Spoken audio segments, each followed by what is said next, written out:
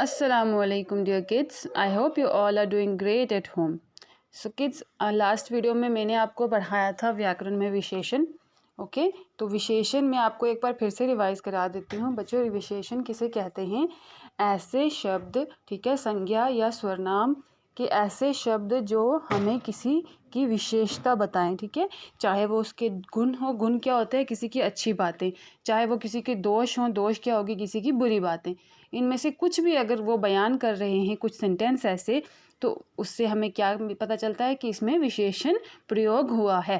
Okay, जैसे आप कहते हो मेरे पास लाल जैकेट है, या फिर आप कहते हो मेरे पास सुंदर जैकेट है, या आप कहते हो कि मेरी जैकेट जो है वो बहुत ख़राब हो चुकी है, या मैली हो चुकी है, या फट चुकी है.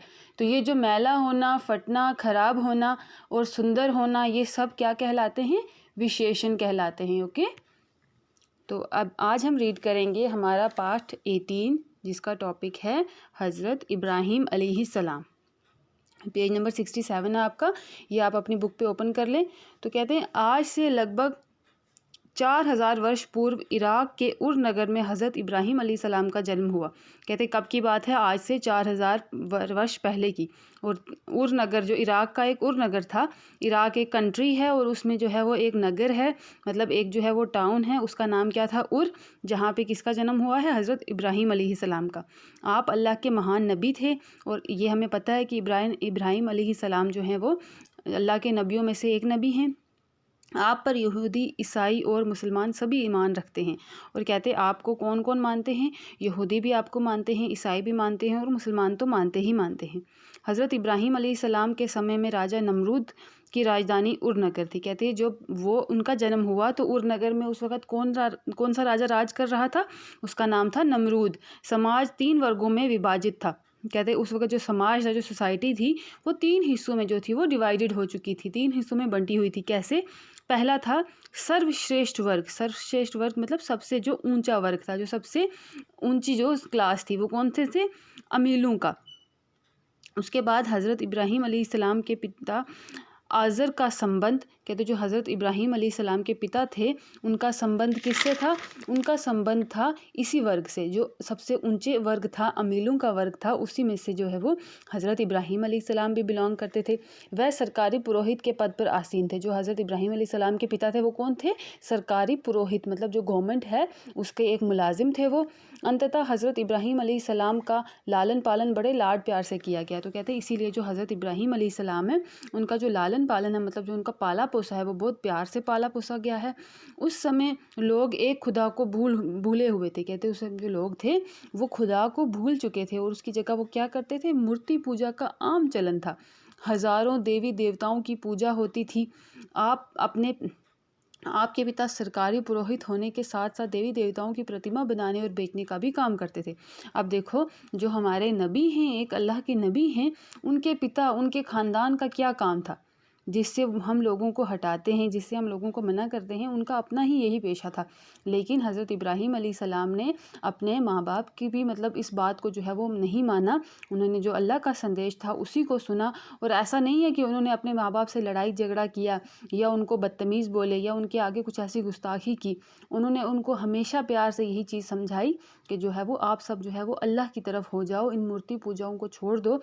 हमें पता है बुत परस्ती कितना बड़ा गुनाह है, और जो अल्लाह है वो हमें नहीं दिखता है. ठीक है, वो एक जो कैसी वो एक शक्ति है जो किसी को दिखाई नहीं देती है, लेकिन फिर भी वो मौजूद है और हर जगह मौजूद है.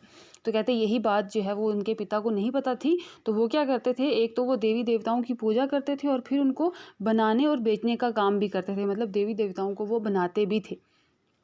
आगे बताते हैं, हज़रत इब्राहीम अलैहिस्सलाम बचपन में बड़े भोले क्या थे? हज़रत इब्राहीम अलैहिस्सलाम बचपन में बड़े भोलेपन के साथ अपने पिता से मूर्तियों के विषय में बौद्धिक प्रश्न करते थे. पिता से कोई जवाब न पड़ता, अंततः वह डांट देते. कहते अब वो जब बचपन से ही उनको जो थी, वो बड़े होकर नबी बनेंगे, तो जाहिर सी बात है वो बचपन से ही बहुत ज़्यादा ज़हीन थे.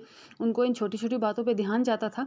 तो वो जब अपने पिता से इसके बारे में पूछते थे कि क्यों आप ये मूर्तियाँ बनाते हो, तो कहते उनके पिता को कोई आंसर नहीं मिलता था. तो वो क्या करते थे? उनको डांट के भगा देते थे. परंतु आप असत्य खुदाओं की निरर्थकता के बारे में बराबर सोचते रहे। कहते लेकिन जो आप किसके लिए इस्तेमाल हुए? हज़रत इब्राहीम अलैहिस्सलाम। कहते उन्होंने जो है वो इस असत्य के बारे में कभी भी सोचना नहीं छोड़ा कि क्यों ये लोग इस तरह जो है वो अलग अलग तरह की मूर्तियों को पूजते हैं और एक अल्लाह को क्यों नहीं मानते हैं। जब आप वयस्क व समझदार हुए तो मूर्ति पूजा का विरोध करने लगे। एक दिन पिता ने समझाया, प्रिय पुत्र, मेरे पश्चात ये धन दौलत, ये श्रेष्ठ पद और सरकारी सम्मान तुम्हें ही तो मिलेगा। कहते एक दिन जो था वो, अब क्या हुआ, जब वो वयस्क मतलब जब वो मैच्योर हो गए, बड़े हो गए, तो उन्होंने क्या किया, मूर्ति पूजा का विरोध करना शुरू किया और अपने ही घर से विरोध करना शुरू किया कि अपने पिता को मना किया कि आप ये मूर्तियाँ मत बनाओ, इनकी पूजा मत करो। तो कहते उनके पिता ने उनको क्या समझाया कि इतनी बड़ी जो मेरी धन दौलत है, इतना बड़ा जो मेरा ये हिस्सा है, जो मेरी सरकारी पुरोहित की नौकरी है, मेरे जाने के बाद ये सब तुम्हें ही सम्मान मिलेगा। तो इससे अच्छा है तुम इस जो राजा है इसको विरोध ना करो और क्या करो, इस जो धन दौलत है इसको अपना लो। परंतु आपने पिता की बात ना मानी। पिता ने दूसरा उपाय ये किया कि आपका विवाह ही खानदान की एक सुंदर युवती से कर दिया। अब पिता ने क्या सोचा कि इसको जो है वो इन बातों पे ज़्यादा ध्यान होने लगा है, तो इससे अच्छा है इसके सर में क्या डालूँ, रिस्पॉन्सिबिलिटी डाल दूँ या अपनी जो है वो इसकी मैं शादी करवा दूँ। तो उन्होंने अपने ही खानदान की एक लड़की से उनका जो है वो विवाह करा दिया। उनकी पत्नी का नाम क्या था?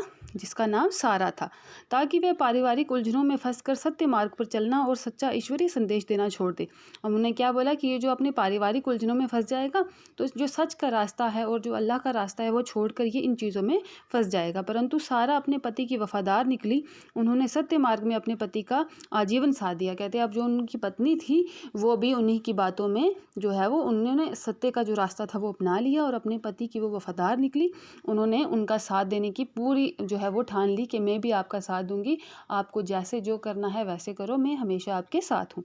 फिर हज़रत इब्राहीम अलैहिस्सलाम ने जनसाधारण को एक अल्लाह की ओर बुलाया और उसके बाद जो है वो हज़रत इब्राहीम ने क्या किया, जनसाधारण मतलब जो लोग हैं उनको अल्लाह की ओर बुलाने की कोशिश की।